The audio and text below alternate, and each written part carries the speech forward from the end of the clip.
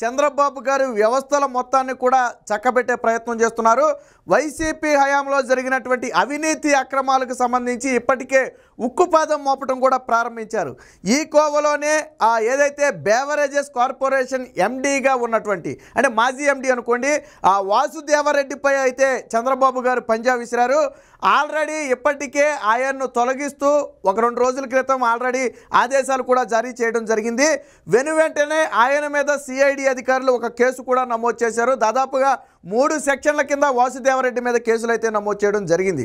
ఎప్పుడైతే ప్రభుత్వాలు మారాయో అప్పుడు వెంటనే ఈ బేవరేజెస్ కార్పొరేషన్లో జరిగినటువంటి ఈ లిక్కర్ దందాకు సంబంధించిన అన్ని పత్రాలు, హార్డ్ డిస్కులు, ఇతర డేటా మొత్తం కూడా మాయం చేసే ప్రయత్నం చేసినందుకు గాను వాసుదేవరెడ్డి మీద అయితే సిఐడి అధికారులు 3 సెక్షన్ల కింద కేసు నమోదు చేయడం జరిగింది. దీనికి సంబంధించి ఒక స్పష్టమైన కంప్లైంట్ కూడా ఇవ్వడం జరిగింది. ఒక కారులో తీసుకువెళ్తున్న సమయంలో ప్రశ్నిస్తే ఆగకుండా అధికారిక వాహనంలోనే మొత్తాన్ని కూడా తరలించినట్టుగా చెప్పారు. సో కంప్లైంట్ వాస్తవమా కాదా అని చెప్పి సిఐడి అధికారులు హైదరాబాద్లోని నానక్రామ్గూడలో ఉంటున్నటువంటి వాసుదేవరెడ్డి ఇంటికి వెళితే అక్కడ కొన్ని కీలక పత్రాలు, హార్డ్ డిస్కులు ఏవైతే ఇక్కడ నుంచి మాయం చేసినటువంటి మెటీరియల్ ఉందో అది మొత్తం కూడా అక్కడే లభ్యమయ్యాయి.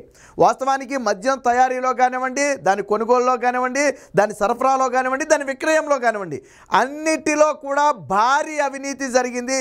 మద్యం వైసీపీ నేతలదే, అమ్మేది ప్రభుత్వమే, ఆ ఆదాయం తీసుకునేది మళ్ళీ వైసీపీ నేతలే. ప్రభుత్వానికి 10 పైసలు వస్తే వైసీపీ నేతలకు 90 పైసలు ఆదాయం వస్తుంది. సో ఈ రకంగా ఒక కుట్రపూరితంగా అనధికారికంగా ఏదైతే హెల్త్ని పాడు చేసేటువంటి రకరకాల జే బ్రాండ్స్ ఉన్నాయో ఆ జే బ్రాండ్స్ మద్యం మొత్తం కూడా ఆంధ్రప్రదేశ్లో అమ్మటానికి కర్త కర్మక్రియ ఎవరయ్యా అంటే ఈ వాసుదేవరెడ్డి కర్త కర్మక్రియ. సో అలాంటి వాసుదేవరెడ్డి మీద అయితే ఆ చర్యలకైతే రంగం సిద్ధం చేశారు. వాస్తవానికి దీన్ని సిఐడి అధికారులు విచారించడం కాదు, దీన్ని సిబిఐకి, ఈడీకి అప్పగించాలి. ఢిల్లీ లిక్కర్ స్కామ్కు మించిన అతిపెద్ద స్కామ్ ఇదనేది ప్రధాన వాదన. వేల కోట్ల రూపాయల స్కామ్ జరిగింది. ఎక్కడా కూడా డిజిటల్ పేమెంట్స్ తీసుకోలేదు, ఎక్కడా కూడా లెక్కపత్రాలు లేవు. ఈ మద్యం మీరు ఆంధ్రప్రదేశ్లో ఇప్పటి వరకు తాగిన మొత్తం మద్యం కూడా ఆంధ్రప్రదేశ్లోని మారుమూల ప్రాంతాల్లో తయారైనటువంటి మద్యమే. అంటే ఒక ప్రొసీజర్ లేకుండా ఇష్టానుసారం లేబుల్స్ వేసి పిచ్చ పిచ్చ పేర్లన్నీ పెట్టేసి లేబుల్స్ వేసి ఆంధ్రాలోని షాపుల్లో అమ్ముతున్నారు. విచిత్రం ఏంటంటే ఇండియాలో మీకు ఎక్కడా దొరకదు. ఆంధ్రప్రదేశ్లో దొరికిన మద్యం మీకు ఇండియాలో ఎక్కడా దొరకదు. గతంలో ఎంత దౌర్భాగ్యం అంటే గతంలో ఏదో క్రికెట్ టీం ఆడటానికి వైజాగ్లో మ్యాచ్ జరుగుతున్న సమయంలో, ఇండియా మ్యాచ్, అక్కడ టెస్ట్ మ్యాచ్ సమయంలో అనుకుంటా బహుశా ఆ ఫారెన్ టీం వచ్చి ఈ మద్యం తాగితే తర్వాత అస్వస్థతకు కూడా గురయ్యారు. ఆ రోజు అప్పట్లో సోషల్ మీడియాలో ఇది వైరల్ అయింది. సో దాని మీద కూడా మనం గతంలో ఒక వీడియో కూడా చేయడం జరిగింది. అలాగే రాకేష్ మాస్టారు బూమ్ బూమ్ బీర్ తాగటం వల్ల ఆయన ఏమైపోయాడో మనం అందరం చూసాం. సో ఇలా మీరు డాక్టర్ల దగ్గరికి వెళ్ళండి, స్టమక్కి సంబంధించి గ్యాస్ట్రాంటరీ ఎవరికైనా దగ్గరికి వెళ్ళారనుకోండి, గ్యాస్ ప్రాబ్లం ఏదైనా ఉందని, అది మొత్తం కూడా ఏంటంటే లోన ఈ కల్తీ మద్యం తాగటం వల్లే మొత్తం తేడా కొడుతుంది.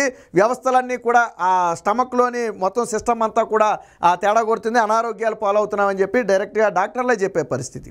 సో ఇలాంటి దాని మీద ఆల్రెడీ గతంలో చంద్రబాబు గారు చెప్పారు. అధికారంలోకి వచ్చిన వెంటనే ఈ లిక్కర్ స్కామ్ మొత్తాన్ని కూడా బయటికి తీస్తామని చెప్పారు. ఢిల్లీ లిక్కర్ స్కామ్ అనేది 1% అయితే ఇది ఇంకా 100%, అంటే అంతకు 100 రెట్లు ఎక్కువ స్కామ్ ఆల్రెడీ ఇక్కడ ఆంధ్రాలో జరిగింది. దీని వెనక అనేక మంది వైసీపీ నేతల హస్తం ఉంది.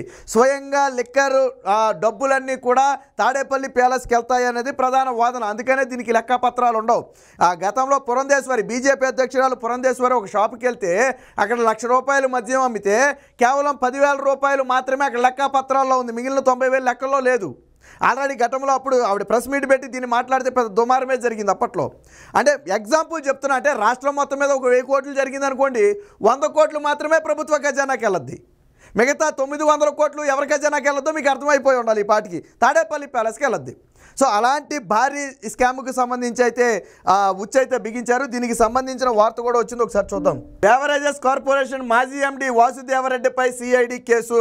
హైదరాబాద్లోని ఆయన నివాసంలో సోదాలు, కీలక పత్రాలు, దస్త్రాలు, కంప్యూటర్ పరికరాలు చోరీ చేశారంటూ ఫిర్యాదు, ఆధారాల ధ్వంసం, నేరపూరిత కుట్ర, చోరీ అభియోగాలపై. అంటే ఒకటి ఇక్కడ 3 సెక్షన్ల కింద ఉంది. ఒకటి ఆధారాలను ధ్వంసం చేసే ప్రయత్నం చేశారు, ఒకటి నేరపూరితంగా కుట్రకు పాల్పడ్డారనేది 2, అలాగే అలాగే చోరీ, వీటి మొత్తాన్ని కూడా ఆఫీసులో ఉండాల్సిన బెవరేజెస్ కార్పొరేషన్ ఆఫీసులో ఉండాల్సినటువంటి ఈ పత్రాలు మొత్తం కూడా ఆయన ఇంటికి వెళ్ళాయి, అంటే దొంగతనం చేశాడు. సో దీని మీద కూడా ఆ కేసు అయితే నమోదు చేయడం జరిగింది. విచిత్రం ఏంటంటే ఈయన ఉంటున్నటువంటి అపార్ట్మెంట్ ఎవరిదా అని చెప్పి సిఐడి అధికారులు ఆరాధిస్తే తెలిసింది ఏంటంటే కర్నూలు లేదా నెల్లూరు జిల్లాలకు చెందినటువంటి ఒక వైసీపీ నేతకు చెందినటువంటి అపార్ట్మెంట్ అంటది.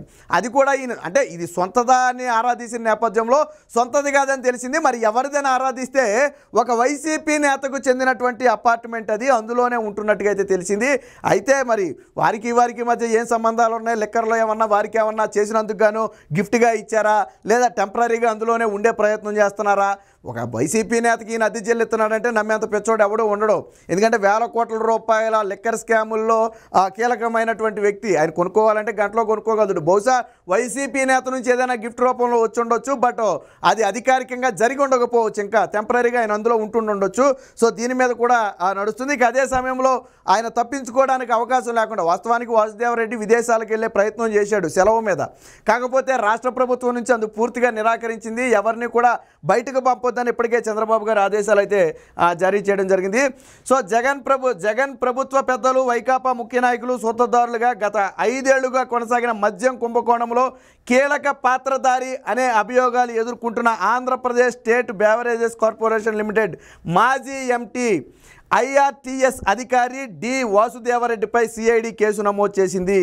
ఏపీఎస్బీసీఎల్ ప్రధాన కార్యాలయం నుంచి దస్త్రాలు, కంప్యూటర్లు, పరికరాలు ఇతరవన్నీ కూడా తరలిస్తుండగా చూసినట్టుగా గద్దె శివకృష్ణ అనే వ్యక్తి ఇచ్చిన ఆ ఫిర్యాదు మేరకు ఐపీసీ 427, 379 రెడ్ విత్ అలాగే 120B సెక్షన్ల కింద అయితే చేయడం జరిగింది. వెంటనే కేసు నమోదు చేసిన మన్నాడే విజయవాడకైతే సిఐడి బృందాలు వెళ్ళడం జరిగింది. సో అక్కడ కొన్ని కీలక పత్రాలను అయితే వాటన్నిటిని కూడా స్వాధీనం చేసుకున్నారు. వాస్తవానికి సమయం ఇస్తే అక్కడి నుంచి మొత్తం మార్చేదురు, బట్ సమయం లేదు. ఈ రోజు కేసు నమోదు అయింది. తెల్లారిపాటికి అధికారులు వెళ్ళే సమయానికి పాపం ఆయన అందులోనే ఆ ఇంట్లోనే ఉన్నాడు. ఏదైతే దొంగిలించుకెళ్ళినటువంటి పత్రాలు, ఆధారాలు ఉన్నాయో అవి కూడా అక్కడే ఉన్నాయి. సో ప్రశ్నిస్తే ఆ రోజు ఎప్పుడైతే వీటిని పట్టుకెళ్ళిపోతున్నాడో ప్రసాదం పాడులోని సాయి విహార్ అపార్ట్మెంట్స్లో ఉన్నటువంటి కార్యాలయం నుంచి వాటి మొత్తాన్ని కూడా తరలిస్తున్న సమయంలో ప్రశ్నిస్తే సమాధానం చెప్పకుండా మొత్తం కూడా పట్టుకెళ్ళిపోయినట్టుగైతే తెలుస్తుంది. ఇక ఢిల్లీ, ఛత్తీస్గఢ్ను మించినటువంటి మద్యం కుంభకోణం సూత్రధారులు గత ప్రభుత్వ పెద్దలు, వైకాపా ముఖ్య నాయకులు, వారి సన్నిహితులు, వైకాపా మద్దతుదారులైన అధికారులతో ఒక వ్యవస్థీకృత దందా. మద్యం తయారీ, కొనుగోలు, సరఫరా, విక్రయాలు అన్నింటా వారిదే గుత్తాధిపత్యం. వాసుదేవరెడ్డిపై కేసు నేపథ్యంలో పాత్రదారులైన ఇతర అధికారులపైన చర్చ, సిబిఐ, ఈడీలకు దర్యాప్తు అప్పగించాలనేది ప్రధాన డిమాండ్. ఇప్పుడు ఎప్పుడైతే వాసుదేవరెడ్డి మీద కేసు నమోదైందో, ఒకవేళ ఈయన నోరు ఉప్పితే ఎక్కడ బండారం బయటపడుతుందో. ఎందుకంటే ఊరూరేలు పేరు లేని బ్రాండ్లు మొత్తాన్ని కూడా షాపుల్లో పెట్టి గతంలో ఇతర దేశంలో దొరికే ఏ బ్రాండు కూడా ఆంధ్రప్రదేశ్లో దొరకట్లేదు. ఎందుకంటే కమిషన్ ఇవ్వాలి. ఒక బ్రాండ్కి 100 నుంచి 150 రూపాయల నుంచి 250 రూపాయల వరకు కమిషన్ ఇవ్వాలి దాని రేటును బట్టి. సో కాబట్టి అంత కమిషన్ ఇచ్చి బ్రాండ్లు పెట్టడానికి ఏ కంపెనీ కూడా ముందుకు రాలా. దాంతో ఏం చేశారు, వీళ్ళే కల్తీ మద్యాన్ని తయారు చేసి ఇక్కడ అమ్మే ప్రయత్నం చేశారు. గతంలో టీడీపీ కూడా ఈ శాంపుల్స్ని ఇతర రాష్ట్రాలకు పంపి నివేదికలు తెప్పిస్తే ఇవి హానికరమని తెలిసింది. అలాగే బీజేపీ అధ్యక్షురాలు పురంధేశ్వరి కూడా శాంపుల్స్ ఇతర రాష్ట్రాలకు పంపించి టెస్టులు చేపిస్తే అవి హానికరమని వచ్చింది. సో దీని మీద అప్పట్లోనే కేంద్రానికి కూడా ఫిర్యాదు చేయడం జరిగింది.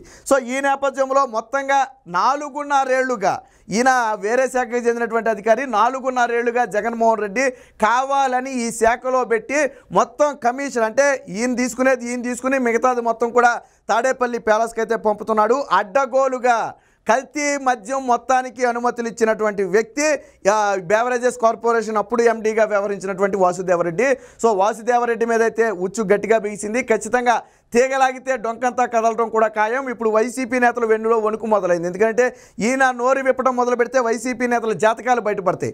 ఎవరెవరితో ఒప్పందం చేసుకున్నారు, ఏ లోపాయికర ఒప్పందాలు జరిగాయి, ఎందుకు జరిగాయి అనే దాని మీద తీగలాగితే వాళ్ళు కూడా జైలు శిక్ష అనుభవించాల్సిన పరిస్థితి వస్తుంది.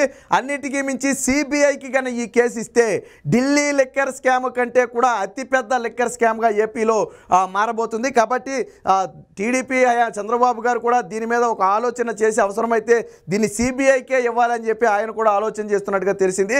సో ఏది ఏమైనా మొత్తంగా లిక్కర్ స్కామ్లో చంద్రబాబు గారి వేట అయితే ప్రారంభమైంది. మొదటి వికెట్గా వాసుదేవరెడ్డి మీద అయితే కేసు అయితే నమోదు చేయడం జరిగింది.